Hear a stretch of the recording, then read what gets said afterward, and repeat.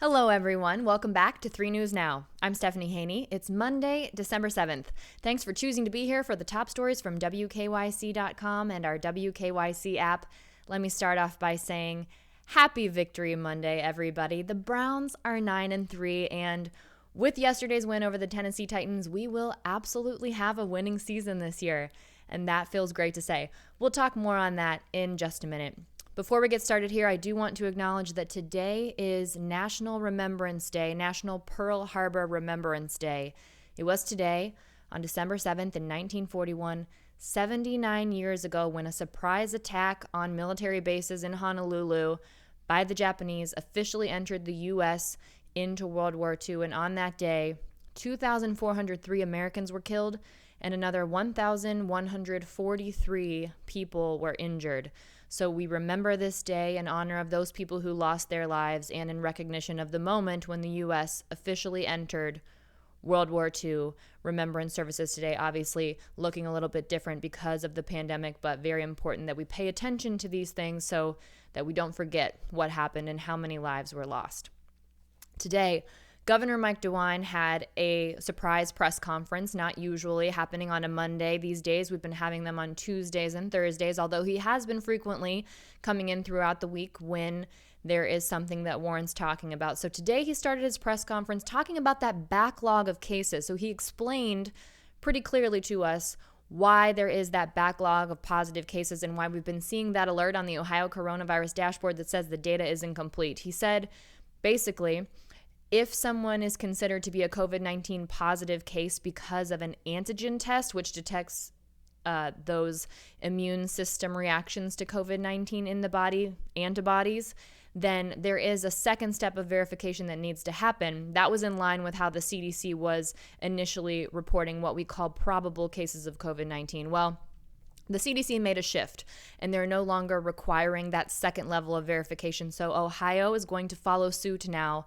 starting tomorrow. So right now, there's a backlog of about 12,600 cases that are positive antigen tests. And as of tomorrow, of those 12,600 cases, the ones that are confirmed positive will be added into the total tomorrow. So when you see the COVID-19 numbers for tomorrow, they are going to look very high. Now, it won't be all of those 12,600 cases, according to the governor, but it will be a good percentage of them. And tomorrow we'll find out exactly how many that is. Now, these are dating back to November 1st. He also said that the coronavirus dashboard will report the type of positive COVID-19 case. So if you want to, you'll be able to look at which was a confirmed PCR test, which is sort of what the state has called the gold standard of COVID-19 testing, more reliable, but takes a little bit longer for the result to come back. And you'll also be able to know who's considered a COVID-19 positive by an antigen test. So a little bit more explanation there on why we're seeing that backlog here in Ohio. Another thing that was mentioned today in the press conference by Lieutenant Governor John Husted, there's a new site launching called data.ohio.gov.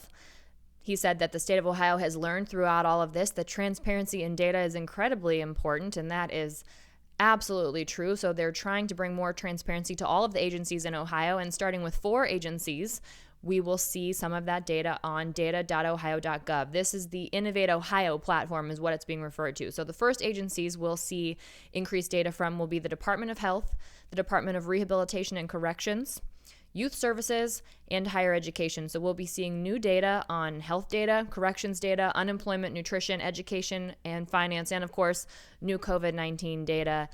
This is a great move for the state of Ohio. More access to information is something that's great for anyone, and that's something that all people in Ohio will be able to access just by going to that website.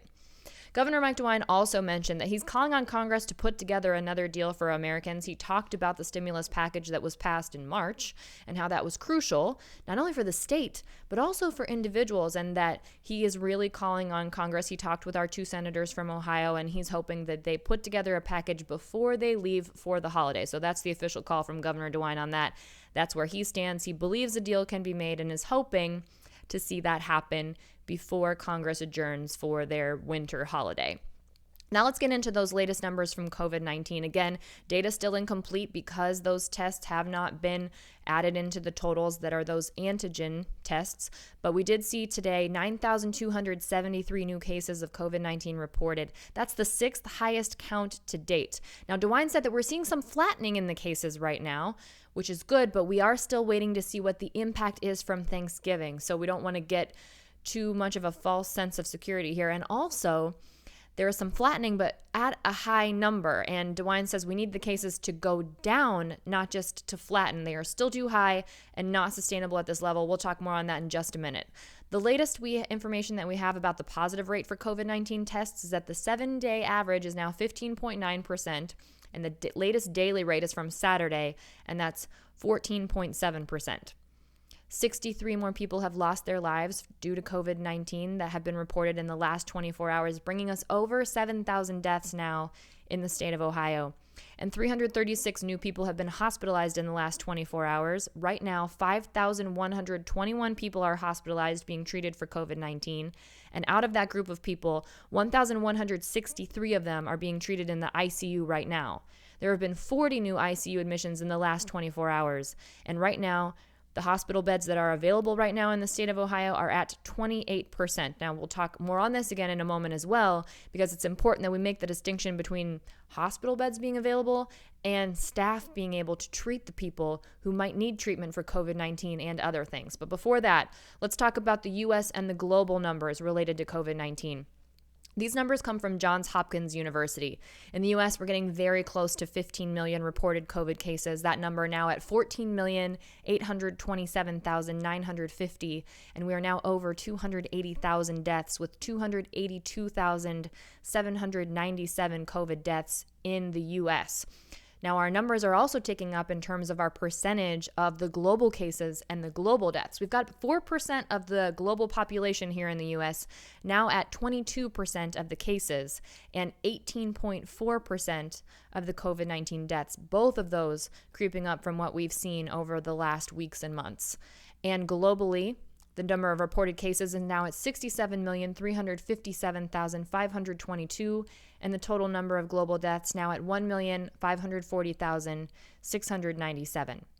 Now, as we're talking about the impact that these rising cases and rising hospitalizations are having here in Ohio, we now know that MetroHealth has temporarily closed several locations in order to bring their staff in a more consolidated way to treat the COVID-19. Since November 1st, COVID hospitalizations in the U.S. have doubled and are nearing 100,000 people hospitalized with COVID-19. So this weekend, MetroHealth System announced that the following locations will be closed through the end of the year: Brooklyn, Brunswick, Lyndhurst, Medina, Rocky River, and State Road, and also an adult and child behavioral health center at the main campus. Now, to add to this, last week, Summa Health announced it's suspending elective procedures temporarily, and the Cleveland Clinic has confirmed it's got the highest volume of COVID patients to date and is now postponing all non-essential surgeries requiring a bed or an ICU everywhere in Ohio except for Lutheran Hospital. That's the only place where the non-essential surgeries are not being postponed at this time. Now, in a statement to 3 News, University Hospital says that they have adequate resources to care for all inpatients and ambulatory patients without interruption. That's at this point.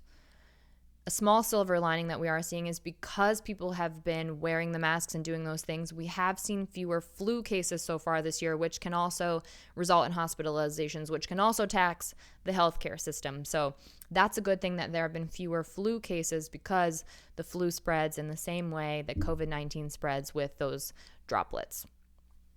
In other news, in Youngstown, 14 men have been arrested as part of a human trafficking sting.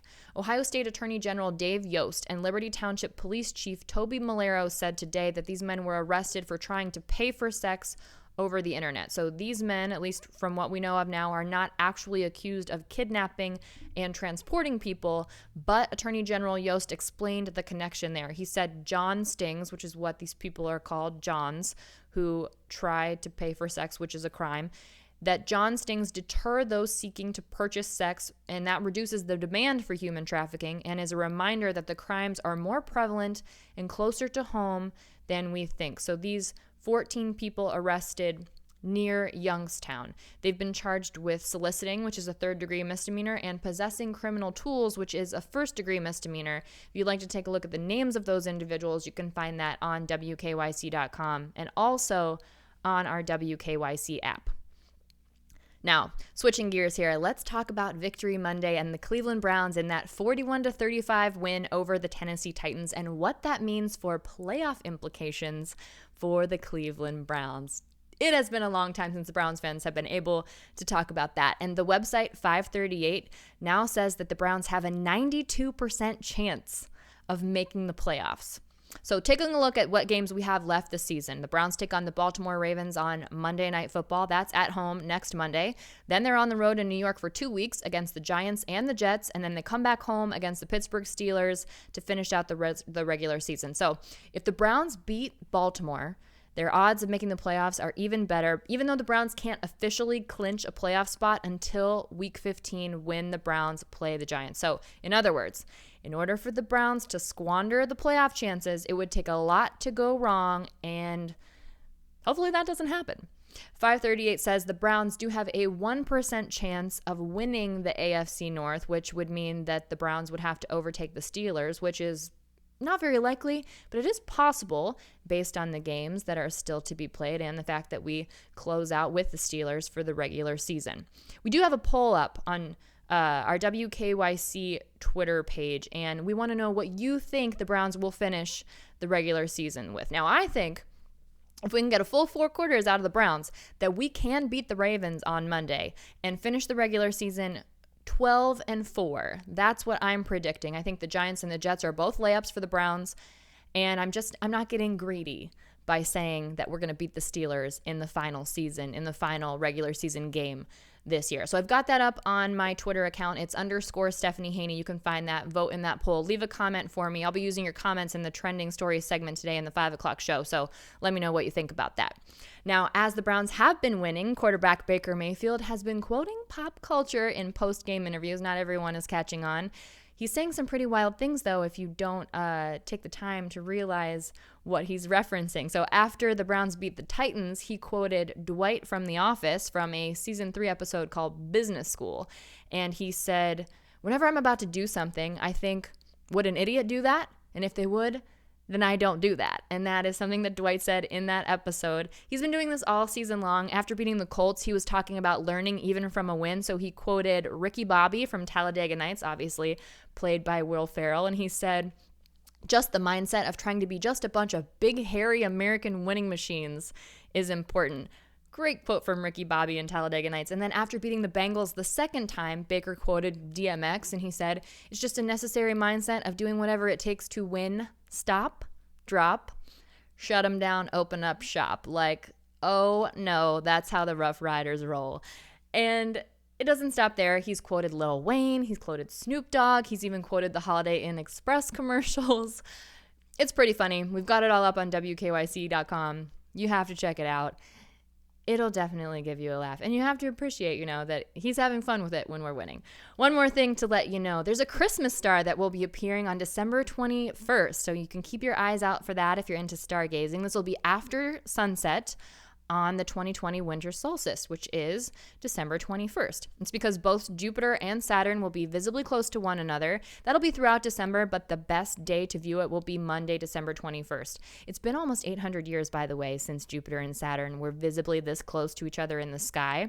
So from our perspective, just to give you a frame of reference here, if you think of how big the moon looks to us, it'll be about 1/5 of the moon will be the distance between Jupiter and Saturn from our perspective. So just after sunset, look in the southwest sky and you'll see Saturn and Jupiter very close together just above the horizon. But look early because they'll disappear below the horizon between about 7 and 8 p.m. local time. That's it for your 3 News Now update for Monday, December 7th. I'll see you next up on What's New with the Clicking in Cleveland segment with your trending stories. Also, a reminder, the 3 Things to Know with Stephanie Haney podcast is out now. My latest guest, Cleveland Clinic psychologist Dr. Adam Borland, and we talked about dealing with loneliness in the pandemic and ways that you can cope with that. And there's also your hidden gem need to know in NEO secret and your weekly good follow. So make sure you check that out. Everyone stay safe, Be well, enjoy the rest of your afternoon, and I'll see you back here tomorrow. I'm Stephanie Haney.